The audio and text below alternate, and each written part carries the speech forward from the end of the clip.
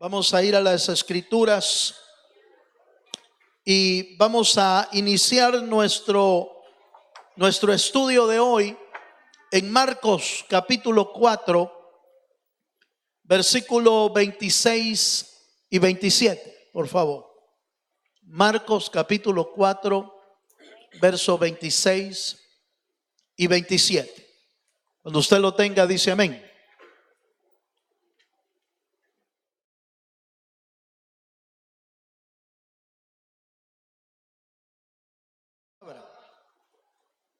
Decía además: así es el reino de Dios, como cuando un hombre echa semilla en la tierra y duerme y se levanta de noche y de día, y la semilla brota y crece sin que él sepa cómo. Amén. Acerca del reino de Dios, y un beneficio más de caminar en el reino de Dios es que el creyente, por caminar en su reino, en el reino del Señor, empieza a crecer espiritualmente. Y este pasaje que acabamos de leer, que es en figura, en parábola, el reino de Dios es como una semilla sembrada. Por supuesto que usted no está cada minuto viendo lo que sale de ahí. Simple y sencillamente la siembra, la planta, la riega y se va a hacer otros quehaceres, se va a dormir, dice la Biblia, y resulta que cuando regresa algo ha sucedido. La semilla ha germinado y ha hecho brotar una planta, y esa planta poco a poco va creciendo hasta que se convierte en un árbol. Y la Biblia dice: así es el reino de Dios. El reino de Dios en el creyente es que Cristo plantó una semilla en nosotros. Dios sembró una semilla. Esa semilla es Cristo en nosotros. Él es la esperanza de gloria. Y esa semilla ha ido creciendo, dando a luz o dando a conocer un hombre o una mujer espiritual. Y por eso el tema de hoy tiene que ver con el crecimiento, porque no es normal que un cristiano no crezca. No es normal. No es normal que un cristiano esté en la misma estatura por años. No es normal. Eso es anormal, porque usted entiende que en lo natural un niño nace y empieza a crecer. Por naturaleza empieza a crecer. Obviamente hay elementos importantes: el cuidado del bebé, la alimentación, todo lo necesario para que ese bebé vaya creciendo. Pero de la misma manera que en lo natural y que en el reino de Dios, el cristiano tiene que haber, en primer lugar, hay condiciones que deben de reunirse para ese crecimiento. Y diríamos que el básico, el principal, es obviamente el nuevo nacimiento. Ningún cristiano que no ha nacido de nuevo puede crecer en lo espiritual. No va a crecer. Puede aprender las palabras del cristianismo. Puede aprender, algunas acciones. Puede aprenderse hasta los cantos. Pero si no ha nacido de nuevo, mire, no va a crecer. Porque un elemento indispensable para el crecimiento en el reino de Dios es haber nacido de nuevo. ¿Cuántos dicen amén? Acompáñenme por favor a la escritura Y encontramos, por ejemplo, en Juan capítulo 1, versículo 12 al 14. La primera condición que se debe de dar para que haya crecimiento es el nuevo nacimiento. Eso es importante, hermano, que usted y yo lo logremos entender. Juan capítulo 1, verso 12 al 14, dice así: le recibieron. A los que creen en su nombre les dio potestad de ser hechos hijos de Dios. Versículo 13. Los cuales no son engendrados de carne, de sangre, ni de voluntad de carne, ni de voluntad de varón, sino de Dios. Y aquel verbo fue hecho carne, es lo que cantábamos hoy. La deidad se encarnó y se hizo hombre y habitó entre nosotros, dice, y vimos su gloria, gloria como del unigénito del Padre, lleno de gracia y verdad. ¿Cuántos dicen amén? Ahora,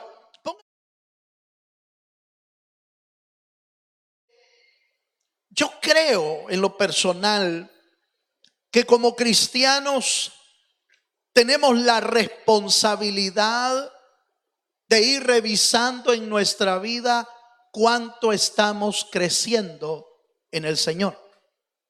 Dice la Biblia que hay un solo fundamento que es puesto por el Señor. El fundamento es Jesucristo. Pero dice, pero después que ya fue puesto ese fundamento, dice, cada quien mire cómo sobreedifica sobre el fundamento. ¿Qué quiere decir eso? Quiere decir que el Señor nos da a cada uno de nosotros la responsabilidad de revisar cómo estamos sobreedificando en nuestra vida. Algunos, dice el apóstol Pablo, edifican con oro, con plata y con piedras preciosas, como dando a entender, están edificando con cosas eternas, con cosas duraderas.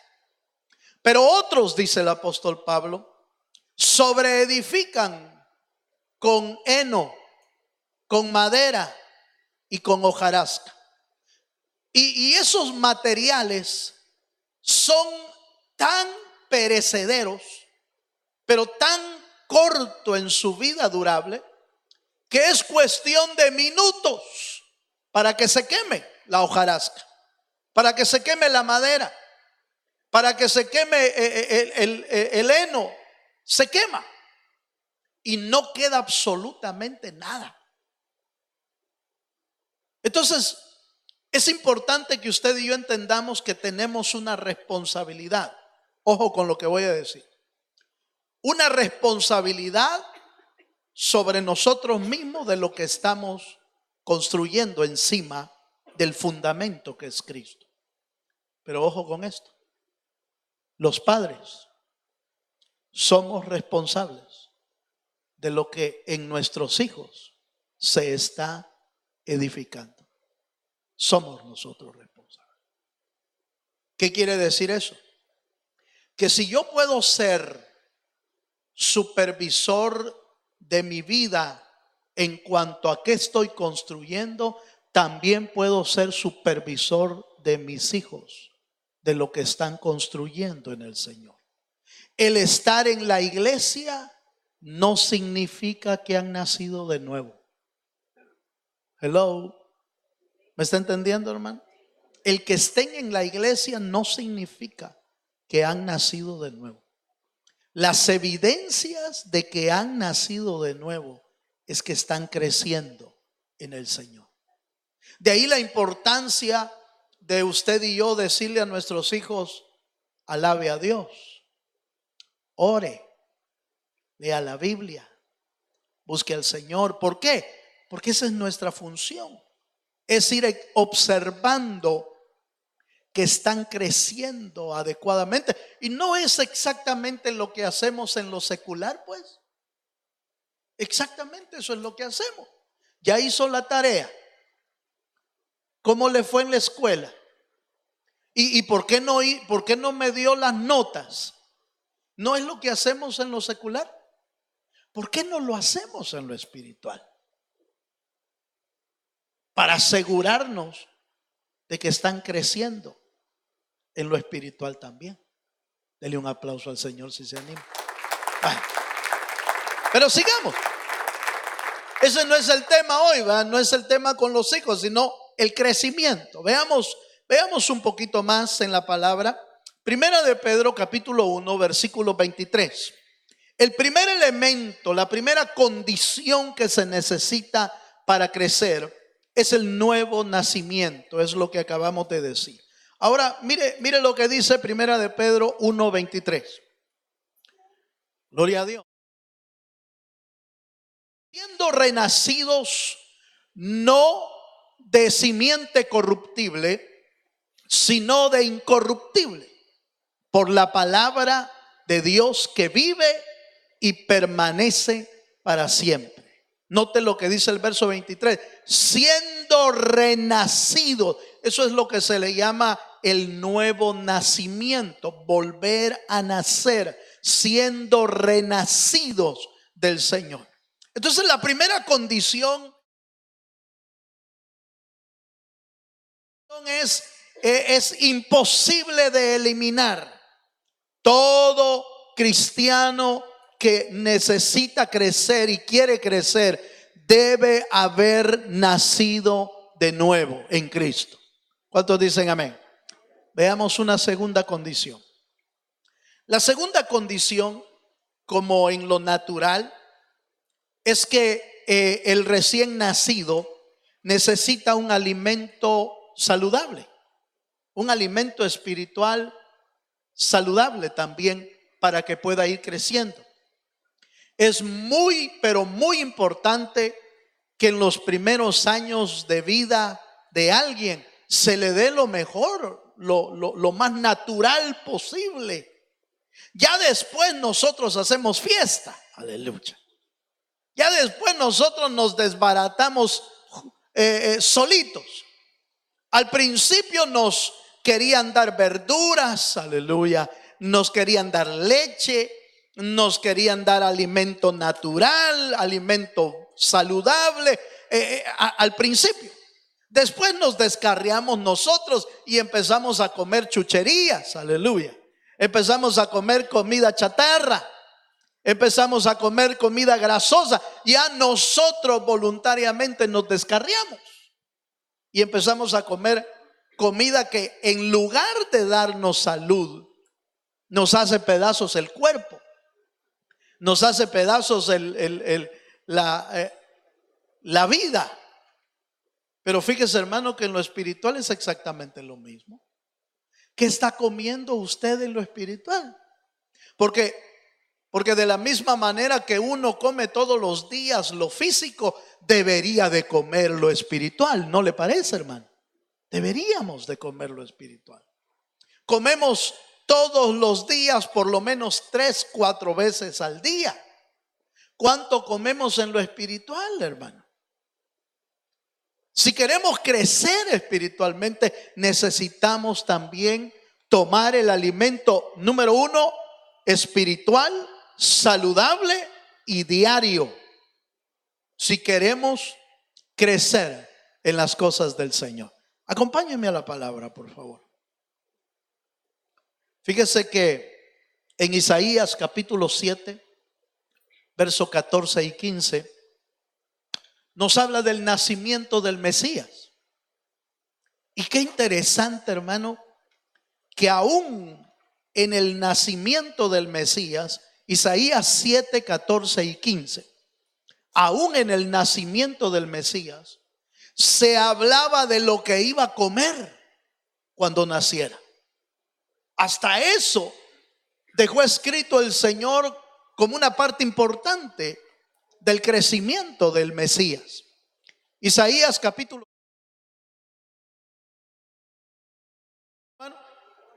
dice: por tanto, el Señor mismo os dará señal. He aquí que la virgen concebirá y dará a luz un hijo, y llamará su nombre como Emmanuel. Pero oiga esta parte. Comerá mantequilla y miel hasta que sepa desechar lo malo y escoger lo bueno. Fíjese que a mí me impresiona este dato. Dios no habla más de la cuenta. Dios habla lo necesario. Y en este texto, el Señor revela, aunque puede ser algún ambiente, elementos espirituales, sin embargo, la mantequilla y la miel, es decir, la leche y la miel, eran, hermano, alimentos riquísimos en nutrición, en proteínas, alimento riquísimo para un recién nacido. Fíjense. Y lo dejó el Señor escrito, a pesar de que estaba hablando del Mesías, del Hijo de Dios. Lo dejó escrito porque al Señor le pareció que el alimento del Mesías era sumamente importante como para dar las instrucciones necesarias de lo que le tenían que dar al Mesías, al Hijo de Dios que había nacido. ¿Cuántos dicen amén? Entonces note por favor, si usted ve, si a Dios le pareció importante dejar ese dato del alimento que iba a tomar el Mesías, ¿será que Dios está interesado en nuestra alimentación, hermano? Yo digo que sí. Y no solo en la alimentación física para que estemos saludables. No, lo espiritual. Lo espiritual. ¿Qué comemos en lo espiritual nosotros, hermano? Hoy con tanto material que aparece en internet, con tantas versiones bíblicas que uno puede tomar, con tantas aplicaciones de Biblias de una y de otra forma, hermano, alimento hay. El problema es que los creyentes no hemos notado la tremenda importancia que Dios le pone a la alimentación espiritual para nuestro crecimiento. Ya a nuestra altura, en cuanto a la edad física, usted y yo ya podemos decir qué es lo que voy a comer hoy, qué es lo que voy a comer mañana, qué es lo que voy a leer hoy del Señor, qué es lo que voy a estudiar hoy del Señor, que me alimente, que me haga crecer en lo espiritual. La Biblia da referencia, el apóstol Pedro da referencia, si me acompaña un versículo más, por favor, en Primera de Pedro capítulo 2, verso 2, y hace notar cuál debería de ser la actitud de un creyente nacido de nuevo. Da a entender cómo debería de ser la actitud. Y dice Primera de Pedro capítulo 2,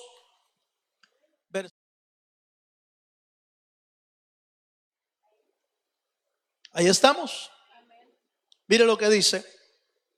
Desead, ¿como qué dice? Como niños recién nacidos, la leche espiritual, la leche pura, dice, de la palabra, para que por ella crezcáis. ¿Para qué dice, hermano? Para salvación. Entonces note por favor, como el alimento que se le da a los recién nacidos. Es comparada, pero ¿qué es esa leche? La palabra del Señor. Pero note por favor que dice desead como niños. ¿Usted ha visto un bebito queriendo comer, hermano? Bueno, hoy lo he estado viendo yo últimamente. Aleluya. Y mire, pareciera que le van a robar la pachita, hermano, o que le van a robar la comida, porque tragan y tragan y hasta aunque se están casi ahogando, hermano, no sueltan lo que tienen. pareciera que y solo se lo quita uno un poquito. Y por supuesto usted sabe qué hacen, ¿va? Empieza a llorar porque le quitan. Si así fuéramos nosotros en lo espiritual, hermano. Si así fuera nuestra alma de necesitada por el alimento de Dios. Si así fuera nuestro corazón que desea la palabra del Señor, hermano, todos los días. Hermano, yo le puedo asegurar que nuestra vida fuera creciendo de una manera pero sorprendente. Porque la palabra de Dios alimenta. La palabra de Dios es vida. La palabra de Dios es vida, hermano, y es verdades que sostienen en el tiempo de la necesidad. Entonces, para crecer, entonces, se necesitan dos condiciones hasta hoy. La primera, haber nacido de nuevo. Si no ha nacido de nuevo, lamentablemente no va a crecer. Pero si nació de nuevo, usted tiene las condiciones necesarias para crecer. Los recursos de Dios están a su disposición para que usted y yo crezcamos. Y la palabra, el alimento, el anhelo por ese alimento va a hacer que usted y yo vayamos creciendo, hermano, saludablemente en el espíritu.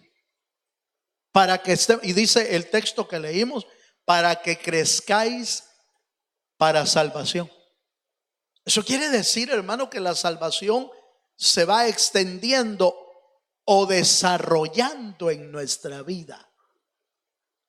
Para que cuando Cristo venga, usted y yo estemos preparados, estemos listos para volar. ¿Cuántos saben que Cristo viene? ¿Cuántos saben que Cristo viene? ¿Qué es lo que nos va a preparar? Su presencia y su palabra. Esas son las dos herramientas, los dos instrumentos maravillosos que Dios va a usar para prepararnos. Es su presencia y su palabra, para preparar nuestra vida y estar listos cuando el Señor venga. Pero sigamos un poquito más. Hay otra tercera condición. Esta tercera condición me voy a detener más porque es un poquito más extenso de explicar. Fíjese que el Señor dejó los recursos de gracia necesarios para que nosotros crezcamos. Se lo voy a plantear de esta manera. ¿Usted recuerda aquella parábola, aquella historia del buen samaritano? ¿Se acuerda de esa historia? En el buen samaritano, la Biblia dice que el buen samaritano recogió al hombre mal herido, casi muerto, vendó sus heridas, sanó sus heridas, y cuando ya estaba un poquito mejor, lo subió a la cabalgadura y lo llevó al mesón. Ojo con esto. Y en el mesón dio las instrucciones ahí al mesonero y le dijo: atiéndelo en todo lo que necesite. Yo te lo pago. Cuando yo venga, yo te pago todo lo que él necesitaba. ¿Sí me estoy dando a entender? ¿Sabe qué es eso? Que ya está pagado todos los recursos que usted necesita para crecer, ya está pagado. Ya está pagado por Dios.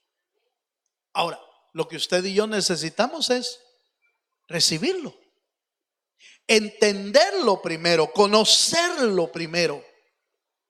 ¿Qué es lo que ya pagó el Señor? Ya pagó nuestros pecados. La Biblia dice que nuestras deudas fueron pagadas por el Señor. Entonces, todos los recursos de gracia de Dios están a nuestra disposición. ¿Para qué? Para que no fallemos en el camino. Esto es algo así como, mire hermano, hace poco sucedió en una universidad No recuerdo el nombre ni la universidad que era, ni el nombre del que habían invitado a dar las palabras, a dar alguna reflexión para todos los graduandos. Era un hombre multimillonario, es un hombre multimillonario. Y dando la reflexión a todos, dijo unas palabras muy bonitas acerca de esforzarse, de estudiar, de ser valiente y toda la cosa.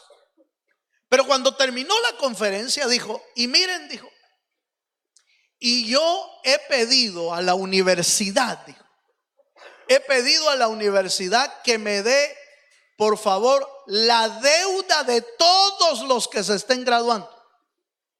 Y yo la he pagado toda la deuda. Por supuesto que aquellos reventaron de gritos, hermano, celebrando. Algunos a saber cuánto debían, porque, hermano, no sale gratis la universidad. Es difícil que le salga gratis, a menos que sea inteligente, becado y muchas otras cosas más. Hay formas para hacerlo. Pero este pagó la deuda de todos. Y entonces yo me imagino, ¿usted se imagina cómo se habrán sentido esos en ese momento? Que les pagaron la deuda. Y fíjese que los creyentes le pagaron la deuda de la muerte y ni así se alegran. Aleluya. Algunos ni así se alegran. Porque el Señor no solo pagó tu deuda, sino que además dejó los recursos necesarios para que no falles en el camino, para que no te equivoques en el camino, para que llegues a la meta con Cristo Jesús. ¿Cuántos dicen amén? Entonces veamos algunos, no vamos a verlos todos por el tiempo, pero algunos de los recursos que Dios ha dejado. Déjeme, vaya conmigo a Efesios capítulo 4, verso 11 y 12. Efesios 4, 11 y 12 habla de unos regalos en forma de hombres. Fíjense, Efesios capítulo.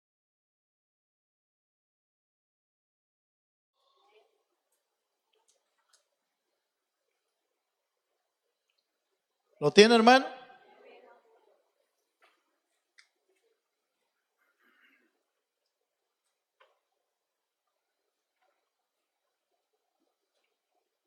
Voy a leerle el verso 8 para que usted vea por qué estoy diciendo que son regalos. El verso 8 dice, por lo cual dice, subiendo a lo alto llevó cautiva la cautividad y dio dones a los hombres. Vaya al versículo 11. El verso 10 dice, el que descendió es el mismo que también subió por encima de todos los cielos para llenarlo todo, y él mismo constituyó a unos apóstoles, profetas, evangelistas, pastores y maestros, a fin ¿de qué dice, hermano? De perfeccionar a los santos para la obra del ministerio, para la edificación del cuerpo de Cristo, hasta que todos lleguemos a la unidad de la fe y del conocimiento del Hijo de Dios, a un varón perfecto, a la medida de la estatura de la plenitud de Cristo. Primer recurso: 5 ministerios en forma de hombres que tienen el único propósito, fíjese bien, tienen el único propósito de perfeccionar a los santos para que lleguen a la madurez y estén listos para irse con Cristo Jesús. Ese es el único propósito de los ministerios. No hay otro propósito. Los ministros fueron dejados aquí en la tierra para ayudar a los santos para que lleguen a la madurez. ¿Por qué? Porque el Señor viene por una iglesia. ¿Ha oído usted este pasaje bíblico que dice que el Señor viene por una iglesia madura, por una iglesia sin mancha y sin arruga. Eso quiere decir una iglesia preparada. Los santos preparados. Entonces dejó ministros, regalos en forma de hombres para preparar a los santos, para que lleguen a la estatura y lleguen a la madurez. Eso es un recurso que otros ministros lamentablemente no estén haciendo su función. Ese es un problema, hermano, que el diablo ha trabajado por mucho tiempo. Que mucho ministro esté aprovechándose de los recursos, esa es otra cosa. Pero la misión principal de los ministerios dejados en la tierra es perfeccionar a los santos, lograr que los santos crezcan, lograr que los santos maduren, lograr que los santos sean perfeccionados, lograr que los santos lleguen a la medida de la fe, lograr que los santos lleguen al conocimiento de Dios, lograr que los santos lleguen a la estatura del varón perfecto. ¿Cuántos dicen amén, hermano? Pero ese es un recurso. Y de ahí entonces vienen varias cosas. La función del ministro, por un lado, pero también, hermano, la actitud de la oveja en querer aprender. Aleluya. Porque no se le puede enseñar al que no quiere aprender. O usted puede hacer eso, hermano. Si usted puede hacerlo, explíqueme cómo, porque yo no lo he logrado entender todavía. ¿Cómo se le enseña al que no quiere aprender? ¿Cómo se le enseña al que rehúsa aprender? ¿Cómo se le enseña al que nunca está para enseñarle? ¿Cómo se le enseña tener deseo por la palabra? Eso no se puede enseñar. Eso lo hace el Espíritu en el nacido de nuevo. Solo el Espíritu. El nacido de nuevo nace y empieza a querer alimento y a querer crecer, y entonces se pone a la par del ministro y camina a la par de él, aprendiendo lo que necesita, porque quiere crecer. Entonces es necesario la actitud de aquel que quiere aprender. Por eso el apóstol Santiago escribe: recibid, dice la escritura, recibid con mansedumbre la palabra implantada para que pueda salvar vuestras almas, dice. Recibid con mansedumbre. Segunda actitud. Cuando usted oye un mensaje, ¿cuál es la actitud suya? Cuando oye la palabra, yo la puedo recibir con mansedumbre o puedo rechazarla. Dice: otra, ya sé de qué va a predicar. Esa puede ser una actitud. O puede decir: yo no tengo tiempo, yo dormir quiero. Aleluya. Esa puede ser la actitud. Depende de su actitud. Usted va a recibir la palabra y va a crecer en la palabra. ¿Cuántos dicen amén? Vaya. Número 2, segundo recurso que el Señor ha dejado para los nacidos de nuevo.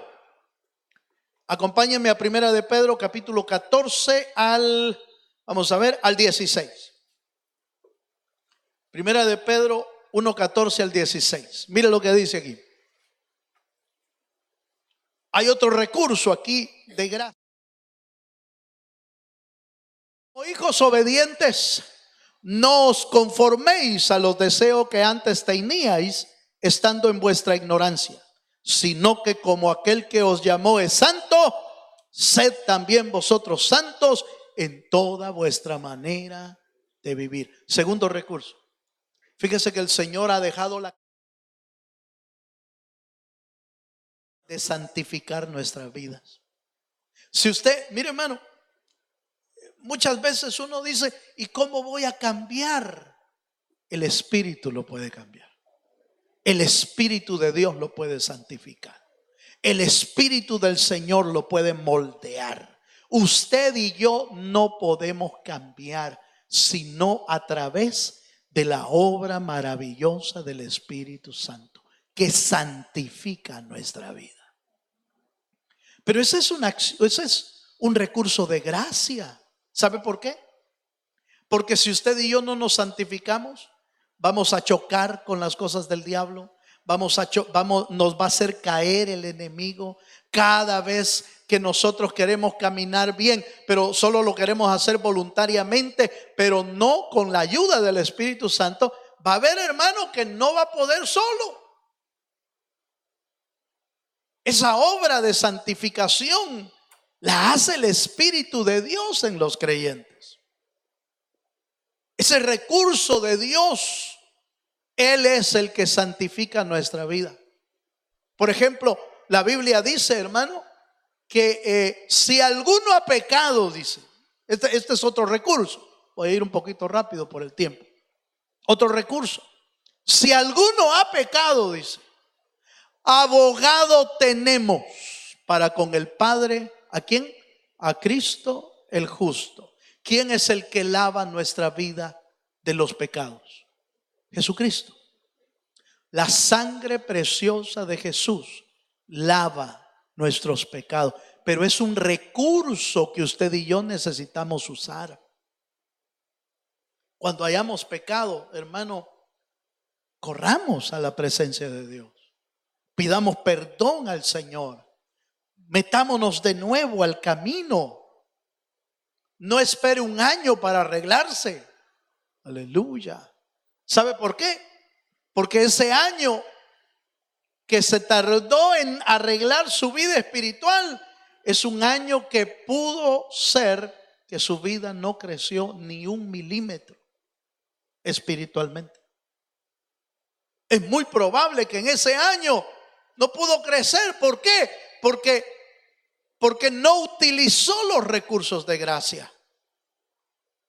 No utilizó el lavamiento de sus pecados a través de la sangre de Jesucristo. Cristo perdona nuestros pecados. ¿Se acuerda que la Biblia dice en el libro de Proverbios que el que encubre su pecado, ¿qué dice, hermano? No prosperará. ¿Y qué es prosperar? Crecer. Crecer. El que encubre su pecado no crece. Eso es lo que está diciendo. Mas el que confiesa y se aparta alcanza la misericordia del Señor.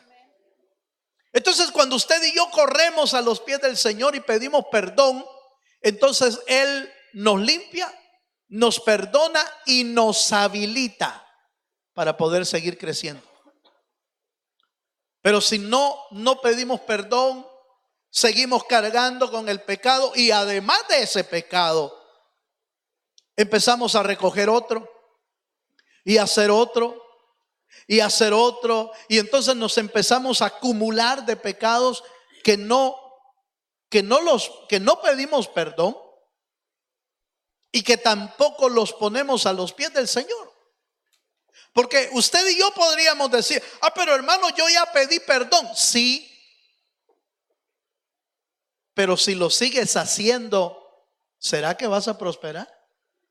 No, porque está escrito.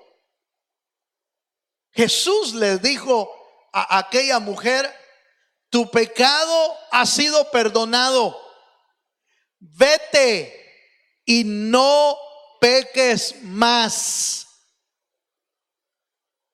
Cuando usted y yo hemos recibido perdón, es para ya no seguir haciéndolo.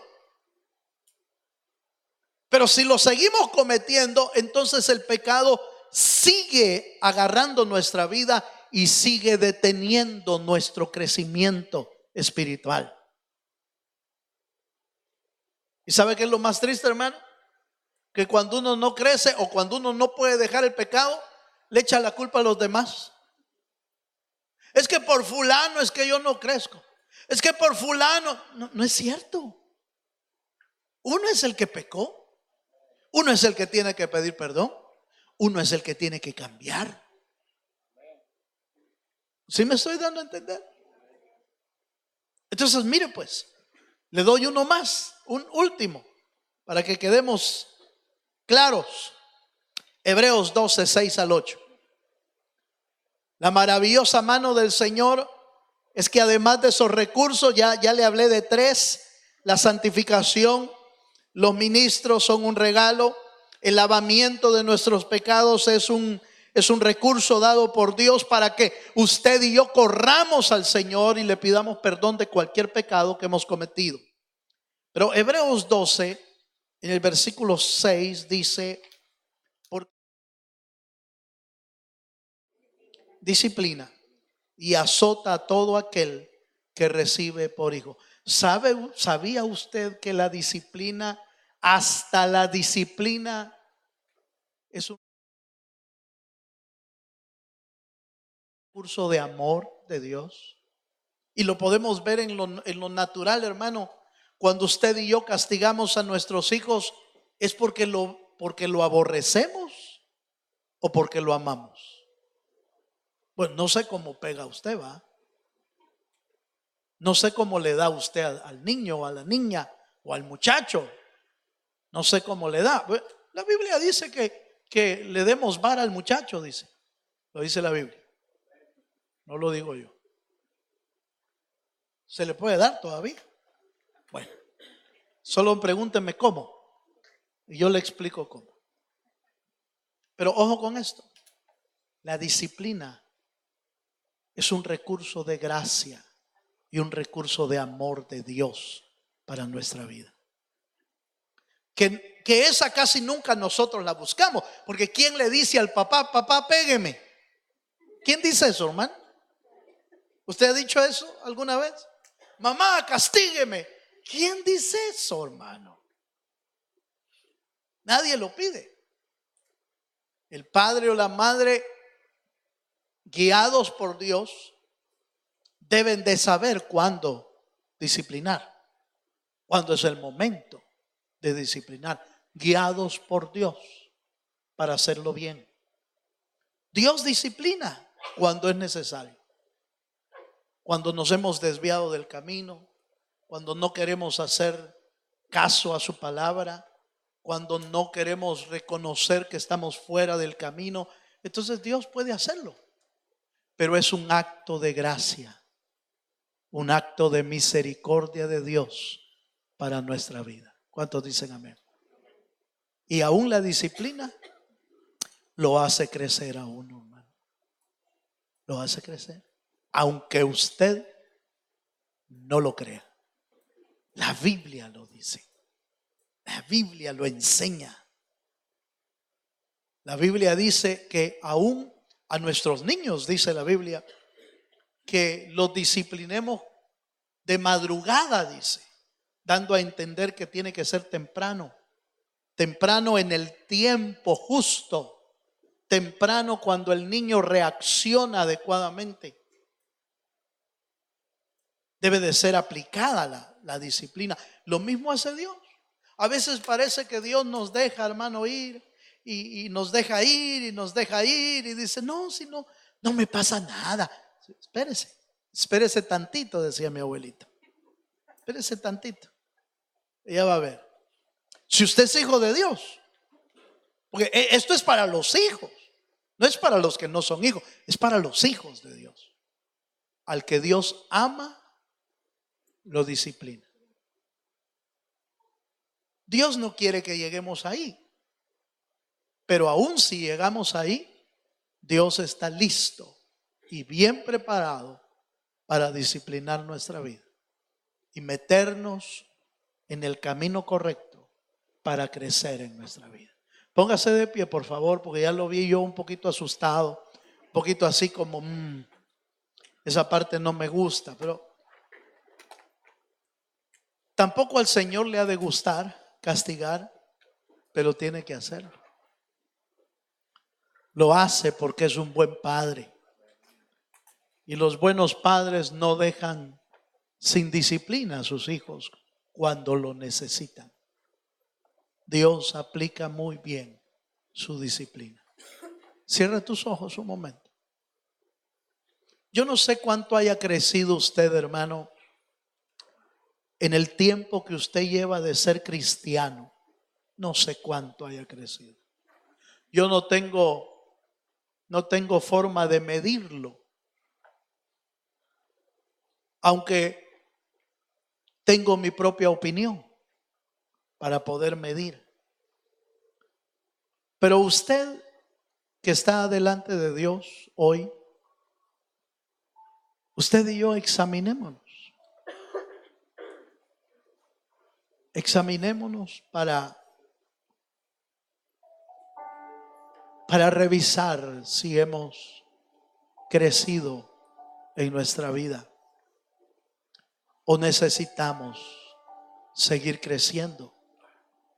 Hoy es una buena noche para ponerse bajo la lupa de Dios. Si usted quiere venirse adelante, véngase. Venga a decirle al Señor: Señor, yo quiero crecer. Ayúdame a crecer en la vida espiritual. Aleluya.